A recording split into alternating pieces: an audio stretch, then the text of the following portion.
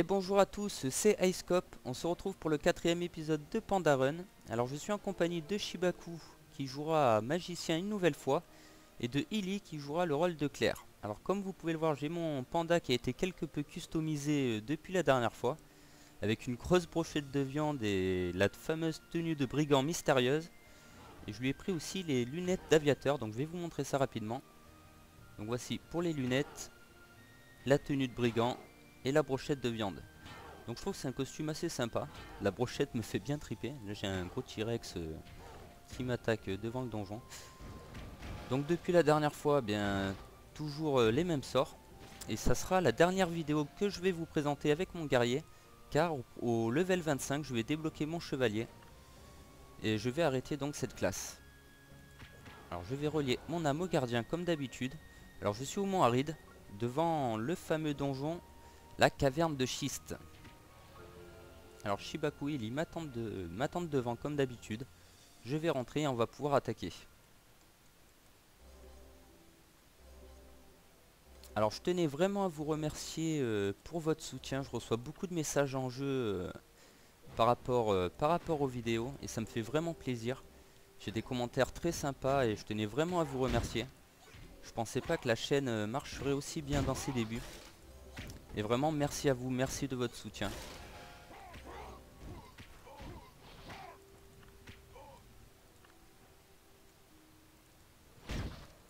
Alors voici ma quête. Il faut que je batte fusil RX 079 et puis un robot. Donc c'est les deux boss du donjon.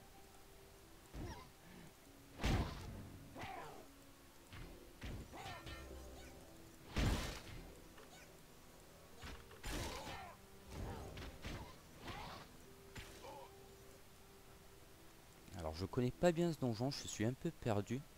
Donc apparemment voilà, faut passer par là.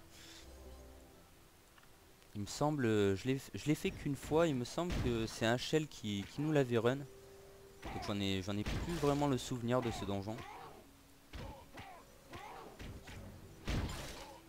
Mais bon après ça reste toujours le même principe.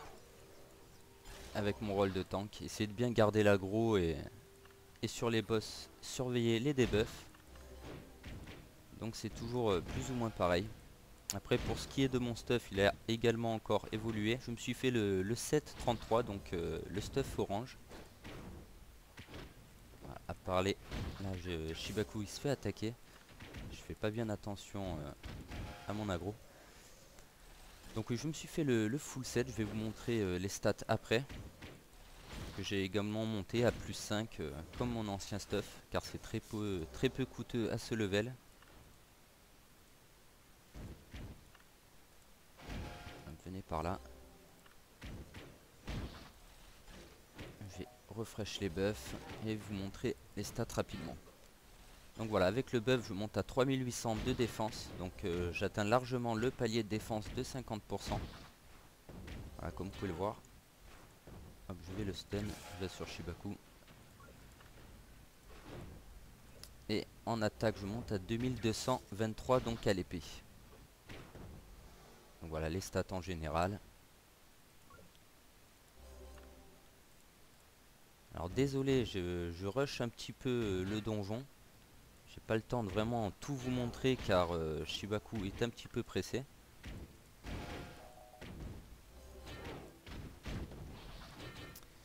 Et je voulais vous parler également d'un petit reroll que je me suis fait pour vous, parce que j'ai eu beaucoup de demandes de personnes qui voulaient participer aux vidéos mais qui étaient sur le serveur Avalon. Et donc je me suis fait un reroll.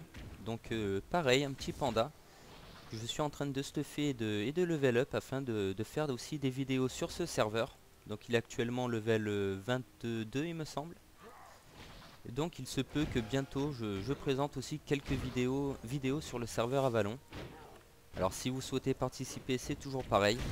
Pour la série Panda Run, il faudra que vous ayez le level requis, c'est-à-dire 5 levels maximum par rapport à moi. Donc si je suis de niveau 25, il vous faudra un perso de niveau 30 au maximum.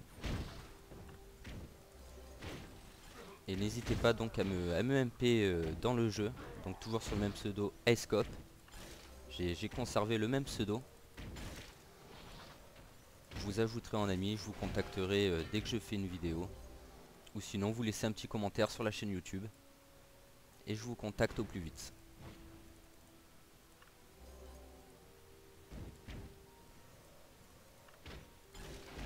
Alors c'est plus ou moins que des robots qu'il y a dans ce donjon. Fait un peu futuriste les décors. C'est assez sympa, c'est à la fois sombre et puis là vachement éclairé, il y a des petits effets de lumière assez sympathiques. Donc, ouais, viens par ici.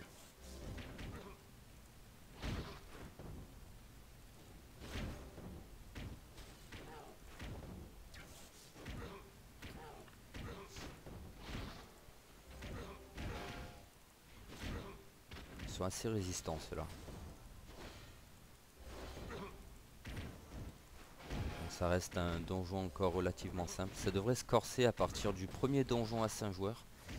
Il me semble que c'est... Je sais plus si c'est Malice ou Vire le requin. Mais à partir de là, ça va commencer à se corser les donjons. Là, c'est vrai que la difficulté n'est pas vraiment présente.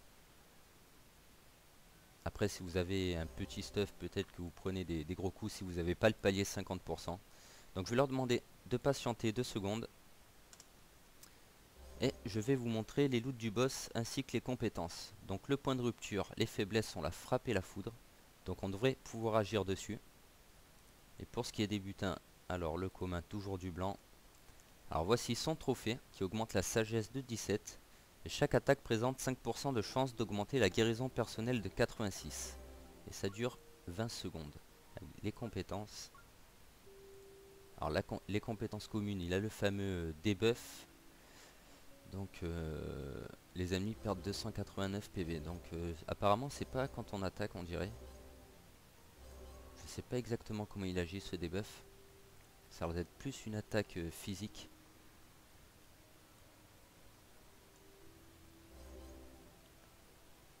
Alors, donc celle-ci elle n'est pas traduite. Mal de l'attaquant annulé, sauf si vous êtes son effet éclat de turbine. Donc apparemment là il peut m'enlever le mal généré, j'ai l'impression. Donc la menace que je représente sur lui. Si j'ai bien compris, ça devrait être ça. Donc toute la menace que je lui inflige, s'il me fait ce sort, à mon avis, elle est totalement dispel.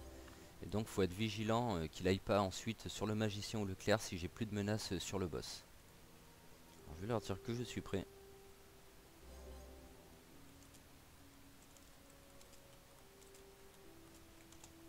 Voilà, je leur demande si c'est bon pour eux. Ok, je vais refresh les buffs. Comme vous pouvez le voir, il m'a mis les hottes, le clair. Donc guérison de vie qui me régène sur la durée. Et comme d'habitude, tourner le boss. Toujours le même principe.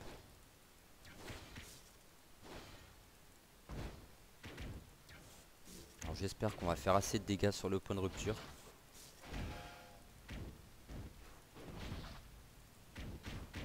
Apparemment la vie descend quand même plus vite. Je vais indiquer à Shibaku de faire des dégâts de foudre.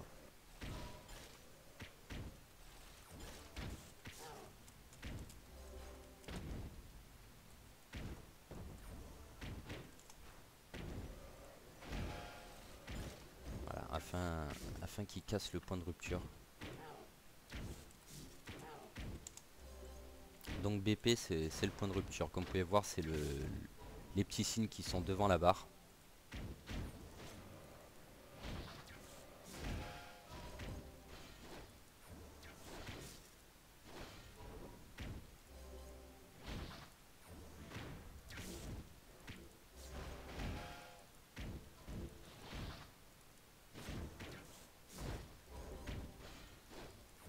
Je pense qu'on va le tuer avant le point de rupture, c'est dommage.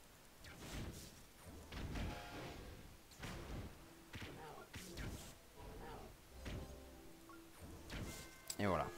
Donc on n'a pas réussi à casser le point de rupture. On a quand même un loot bleu. Donc un loot, une guitare, c'est pour Bard. Donc je vais faire cupidité, moi ça ne m'intéresse pas. Donc 3 guitares qui sont tombées. Je crois que Illy a un reroll Bard. Donc elle va certainement faire nécessité sur un des items. Ça servira toujours. Donc, je vais prendre celui du fond et aggro les autres en même temps. Shibaku qui me demandait d'attendre, j'ai pas fait attention.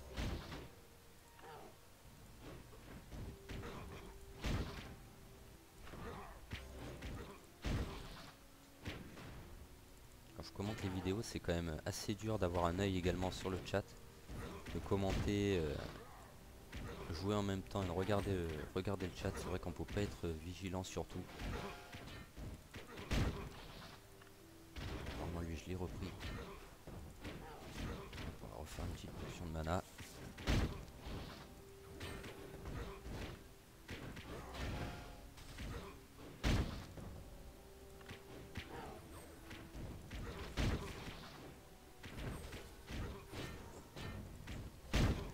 Ma vie qui chute quand même pas mal là. Je vais soutenir Leclerc avec des petites potions.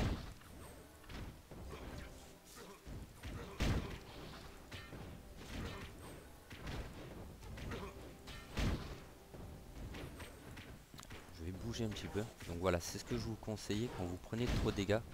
Bougez un petit peu histoire de prendre un petit peu moins de coups. Et si vraiment vous voyez que le prêtre n'arrive plus à suivre, faites-les tourner en rond. Par exemple, mettez-vous dans la salle et tournez en rond.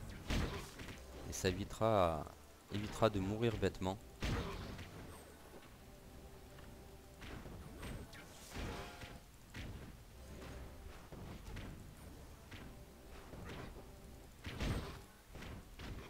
Lui, j'ai perdu l'aggro sur lui, je vais lui faire une provocation. Le stun derrière.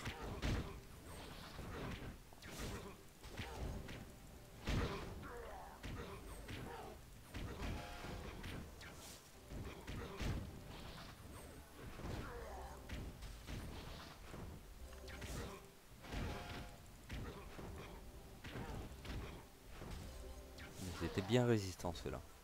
On a bien eu du mal à les tomber. Alors, on va faire une petite pause mana avant le dernier boss.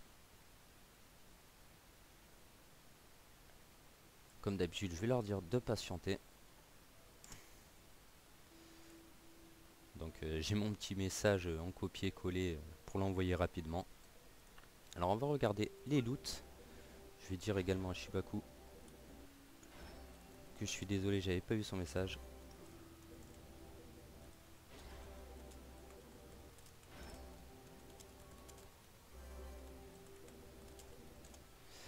Alors voici le trophée. Donc il augmente l'agilité de 17. Donc ça peut être très intéressant pour moi pour augmenter mon esquive. Et toute attaque ou utilisation de compétences présente 15% de chance d'annuler aléatoirement un effet négatif. Donc certainement un debuff, si j'ai bien compris. Donc si un mob vous met un debuff ou un boss, vous avez 15% de chance de l'annuler aléatoirement. Donc parmi 1, 2 ou 3 debuffs. Donc c'est plutôt un item intéressant. Ça serait pas mal qu'on casse le point de rupture. Donc les faiblesses sont la frappe et la foudre une nouvelle fois. Et voici pour les attaques du boss. Donc compétence non traduite ici. Si l'ennemi est sous l'effet courant électrique, 750 PV en moins et défense à 0. D'accord. Donc c'est plus ou moins des attaques normales. Je vais leur demander s'ils sont prêts.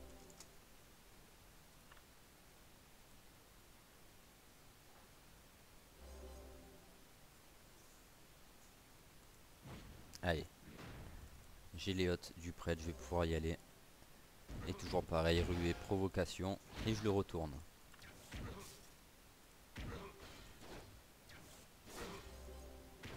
Je lui mets directement les 3 stacks de dot.